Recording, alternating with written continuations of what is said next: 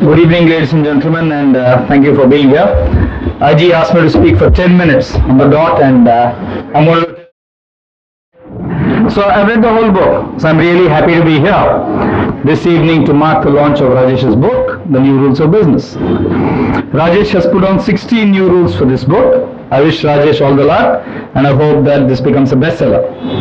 I'm also happy here to be amongst friends, lots of friends, IG, Charles Assisi from Founding Fuel, Ambi and the whole gang. Thank you guys to all of you for your friendship over the last 2-3 decades. I've read Rajesh's book fully, and it's a very interesting book. See, I have proof also. So I've made copious notes. Okay, I've written down 25 things I've learned from this book. Okay, so I've read the whole book top to bottom. It's an interesting book with many interesting examples, and I think he summarized some of them. And from his own situations as well as international brands. I'm sure that you'll learn a lot from it today. But my talk to you today at this launch is going to be about rules, because he's talked about rules, principles and observations. And I believe all three of them go hand in hand and work in tandem. Rules, principles and observations. Okay?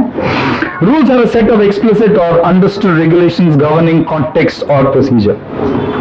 A principle is a fundamental truth or proposition that serves as a foundation for a system of belief and behavior. An observation is a set of closely monitoring or observing the practice of the rules and principles. Observation has to be specific, systematic, objective, quantitative and recorded. And that's how when you do that, then those become thumb rules, those become rules, and then maybe at a later stage, somebody will make it principles. Now, we know that rules have to be completely complied with, and whether we like it or not. In some cases, we look at the context of the rule. In many cases, we don't. Take double entry bookkeeping as an example. Started in Italy, I think in the 11th century or 12th century. There are very clear rules as to what is debit, what's credit, what's profit, what's loss, etc. Very clear rules. Absolutely no change. But today, if you look at the principles and if you read the newspapers, if you make a profit, you're no longer a startup company. You have to make a loss in order to be classified startup. It's amazing how things have changed. Double entry bookkeeping hasn't changed. The rules haven't changed. But the principles of how we treat it have completely changed. In my view, a principle is not a principle till it hurts you. A principle is not a principle till it hurts you. Let me explain. I start with cricket. Most batsmen do not walk when they nick the ball. However, Vishwanath and Adam Gilchrist, an Australian, okay, always used to walk. Why? They never waited for the umpire. They said, my principle is, if I know I've nicked the ball, I will walk. They had more respect from everybody in the fraternity compared to the guys who didn't walk. The guys who didn't walk were given the gamut of rules to say the umpire is there, let him do his job. But you also need a conscience and you need to do your job. And that's what we miss when we say I follow the rules, but I am not a principled guy. Okay, that's a very fundamental shift. In Finland, a country which owned Nokia, and I worked there for a decade, traffic rules, traffic fines are a percentage of your salary. Traffic fines are a percentage of your salary. The principle being, if you earn more, you have more responsibility to society, and hence you should not be flouting rules. Interesting concept.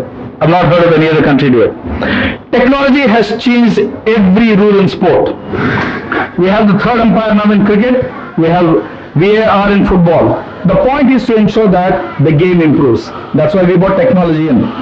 Not long ago, which is 20 years ago, believe it or not, umpires used to be from the local country. New Zealand umpires, Indian umpires, Pakistani umpires, West Indies umpires didn't have a good reputation. Chandrasekhar in New Zealand once bowled an opponent, a New Zealand batsman.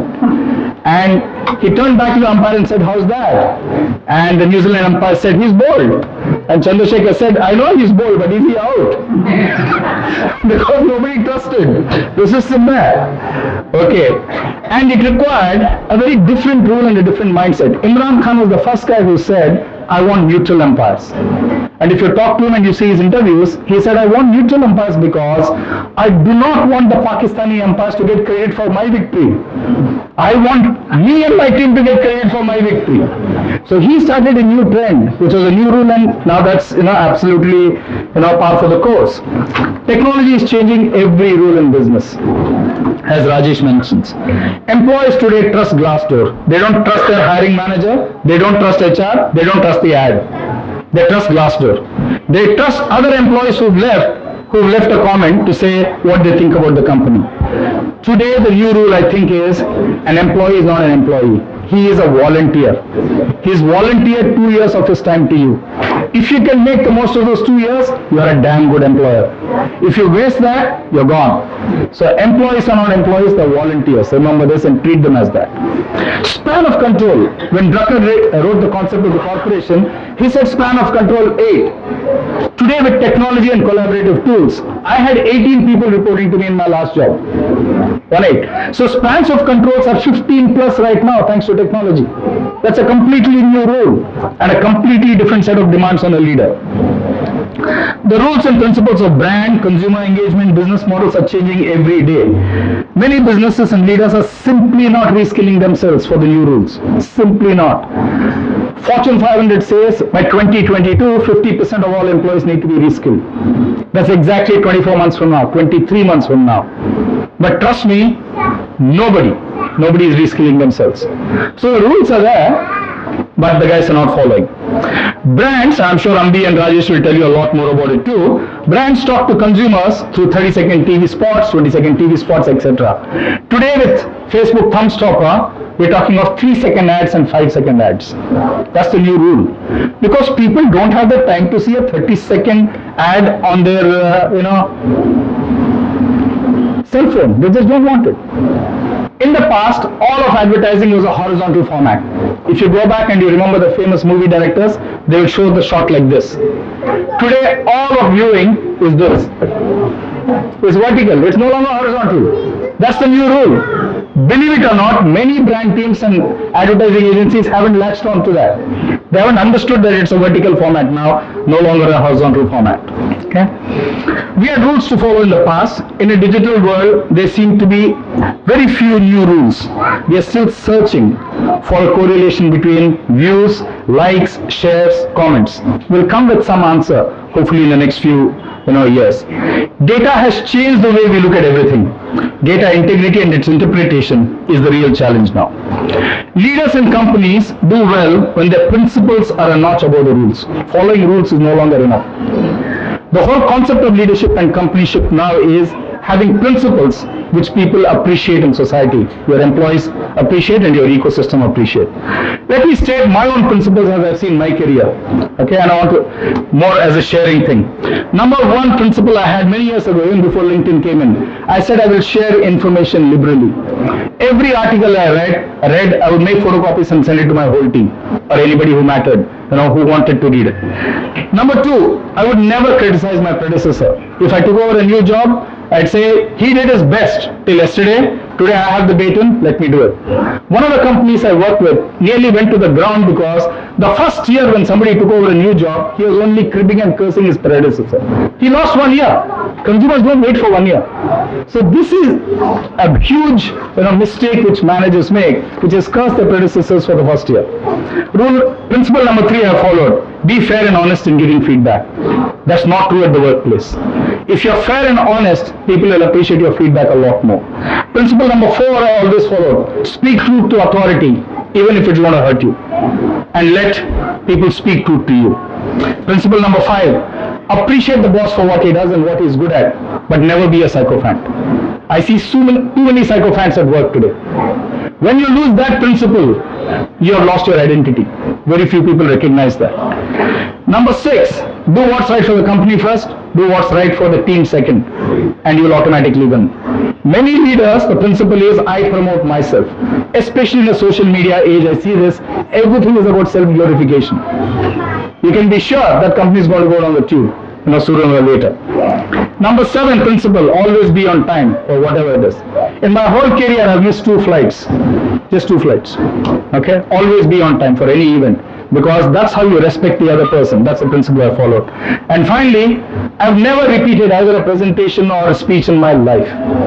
So every time I accept a speech like this, I work on it, and that's it. It goes no more. So that's the only way I felt I could stay relevant, by having that principle. So these are the principles I applied to myself in order to stay relevant in a fast-changing world. I also had the opportunity to change a few rules. In one of the companies I worked with, we had a rule which said every 18 months we'll give you a new role or a new job. So what are people doing? They got a new role, they just waited for 18 months, wanted the next role. Nobody was bothered about the company. So I said, guys, enough is enough, I'm breaking this. End of story. So we broke that rule. After that, people started spending 2 years and 3 years at their job, which really helped the company. In an organization, following rules blindly is very easy. If you're a leader, you just apply the rule book, then you're a company man. On the other hand, if you do everything for an employee, then you want to be a popular leader. You're not taking care of the company. And I've learned right through my career that balancing the rule and the emotion part with the employee is the right thing to do. Just blindly reading out rules is absolutely no good. The challenge with management and management literature today is everybody has observations. And from the observations, we are making, I believe, dangerous rules and dangerous principles. So somebody says, if there are more women on a board, that company does well. Okay, that's one observation. That's not a rule. And many cases like this, not one or two. If you have a more diverse workforce, okay, your EBITDA will be higher, your profit ratio will be higher. These are just observations. Because we have so many professors, so much research happening, the observations are tending to be quoted as principles of the future world. And I would seriously ask you to worry about that and seriously challenge those observations which people are flouting as the new theories. Okay? So thank you, Rajesh, for the 16 rules in your book. I can relate to many of them, and it was wonderful speaking to you guys. So that's 11 minutes, IAG. Okay, I'm sorry about the 11 minutes. Okay, thank you very much, and have a wonderful time. I love reading the book. Thank you so much, sir.